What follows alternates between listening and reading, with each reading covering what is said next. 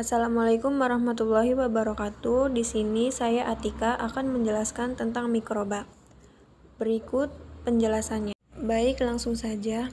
Apa sih mikroba itu? Mikroba adalah ilmu yang mempelajari organisme mikroskopis. Mikrobiologi berasal dari bahasa Yunani, mikros yang artinya kecil, bios yang artinya hidup, dan logos yang berarti ilmu. Jasad hidup yang ukurannya kecil sering disebut sebagai mikroba atau mikroorganisme atau jasad renik. Jasad renik disebut sebagai mikroba bukan hanya karena ukurannya yang kecil, sehingga sukar dilihat dengan mata biasa, tetapi juga pengaturan kehidupannya yang lebih kecil, sederhana dibandingkan jasad tingkat tinggi. Selanjutnya ada penggolongan mikroba di antara jasad hidup. Secara klasik, jasad hidup digolongkan menjadi dunia tumbuhan atau plantae dan dunia binatang atau animalia. Menurut teori evolusi, setiap jasad akan berkembang menuju ke plantae atau animalia. Hal ini digambarkan sebagai pengelompokan jasad berturut-turut oleh Haeckel, Whittaker, dan Waese. Pada Haeckel membedakan dunia tumbuhan dan dunia binatang dengan protista. Protista ini untuk menampung jasad yang tidak dapat dimasukkan pada golongan plantae dan animalia. Pada Whittaker membagi jasad hidup menjadi 3 tingkat perkembangan, yaitu yang pertama ada jasad prokariotik, yaitu bakteri dan ganggang biru. Yang kedua ada jasad eukariotik uniseluler, yaitu algae, dan yang ketiga ada jasad eukariotik multiseluler, yaitu divisio fungi. Dan pada WC menggolongkan jasad hidup terutama berdasarkan susunan kimia makromolekul yang terdapat di dalam sel. Klasifikasi 5 kingdom diungkapkan oleh Whittaker, terdiri dari animalia, fungi, monera, protista, dan plantae. Pengelompokan ini berdasarkan pada susunan sel, metode makhluk hidup memenuhi makanannya, dan tingkatan makhluk hidup. Ciri-ciri umum mikroba. Mikroba di alam secara umum berperanan sebagai produsen, konsumen, maupun redusen. Pada jasad produsen menghasilkan bahan organik dari bahan anorganik dengan sumber sinar matahari. Mikroba yang berperan adalah algae dan bakteri fotosintetik. Pada jasad konsumen menggunakan bahan organik yang dihasilkan oleh produsen. Mikroba yang berperan adalah protozoa.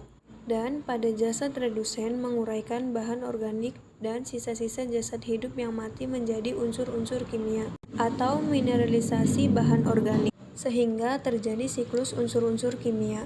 Mikroba yang berperan adalah bakteri dan fungi atau jamur. Sel mikroba yang ukurannya sangat kecil ini adalah satuan struktur biologi. Banyak mikroba yang terdiri dari satu sel saja, yaitu sel uniseluler. Mikroba yang terdiri dari banyak sel yaitu multiseluler. Pada jasad multiseluler umumnya sudah terdapat pembagian tugas di antara sel tersebut atau kelompok selnya, walaupun organisasi sel belum sempurna. Setelah ditemukan mikroskop elektron dapat dilihat struktur halus di dalam sel hidup, sehingga diketahui menurut perkembangannya sel terdapat 2 tipe jasad, yaitu yang pertama prokariota atau jasad prokariotik atau primitif. Yang kedua ada eukariota atau jasad eukariotik. Selain yang bersifat seluler, ada mikroba yang bersifat non-seluler yaitu virus. Ruang lingkup mikrobiologi. Yang pertama ada bakteriologi. Bakteriologi ini adalah ilmu yang mempelajari tentang bakteri dan segala aspek yang menyertainya. Yang kedua ada mikologi. Mikologi adalah ilmu yang mempelajari protista eukariotik non-fotosintetik yang disebut sebagai fungi. Dan yang ketiga ada virologi. Virologi adalah ilmu yang mempelajari tentang virus. Sejarah perkembangan mikrobiologi. Pada penemuan Animalculus, awal terungkapnya dunia mikroba adalah dengan ditemukannya mikroskop oleh Anthony van Leeuwenhoek. Temuannya ini masih sangat sederhana, dilengkapi satu lensa dengan jarak fokus yang sangat pendek, tetapi dapat menghasilkan bayangan yang sangat jelas. Perbesarnya adalah 50-300 kali. Selanjutnya, Leeuwenhoek melakukan pengamatan tentang struktur mikroskopis biji jaringan tumbuhan dan invertebrata kecil. Tetapi penemuan yang terbesar adalah ditemukannya Animalculus atau yang disebut juga hewan kecil. Animalculus ini adalah jenis-jenis mikroba yang sekarang diketahui sebagai protozoa, algae, dan bakteri. Teori abiogenesis dan biogenesis. Menurut teori abiogenesis adalah animalculus timbul dengan sendirinya dari bahan-bahan yang mati. Sedangkan pada teori biogenesis adalah berpendapat bahwa animalculus terbentuk dari benih, animalculus yang selalu berada di udara.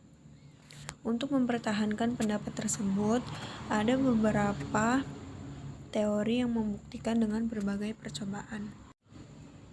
Percobaan pada Francisco Redi memperoleh hasil dari percobaannya bahwa ulat yang berkembang biak di dalam daging busuk tidak akan terjadi apabila daging tersebut disimpan di dalam suatu tempat yang tertutup tidak dapat disentuh oleh lalat. Jadi dapat disimpulkan bahwa ulat tidak secara spontan berkembang di daging. Pada pembuktian, Lazarus Panlazani memberi bukti yang menguatkan bahwa mikroba tidak muncul dengan sendirinya. Pada percobaannya menggunakan kaldu, ternyata pemanasan dapat menyebabkan animalculus tidak tumbuh. Pada percobaan, Louis Pasteur membuktikan bahwa teori abiogenesis tidak mungkin tetap tidak dapat menjawab asal-usul animalculus. Penemuan penting Louis Pasteur adalah yang pertama, udara mengandung mikroba yang pembagiannya tidak merata. Yang kedua, cara pembebasan cairan dan bahan mikroba yang sekarang dikenal sebagai pasteurisasi dan sterilisasi. Pasteurisasi adalah cara untuk mematikan beberapa jenis mikroba tertentu dengan menggunakan uap panas. Sedangkan sterilisasi adalah cara untuk mematikan mikroba dengan pemanasan dan tekanan tinggi. Selanjutnya ada penemuan bakteri berspora. John Tyndall dalam suatu percobaannya juga mendukung pendapat Pasteur. Tapi dari percobaan, Tyndall ditemukan adanya fase termolabil atau tidak tahan pemanasan saat bakteri melakukan pertumbuhan. Dan termoresisten pada bakteri sangat tahan terhadap panas.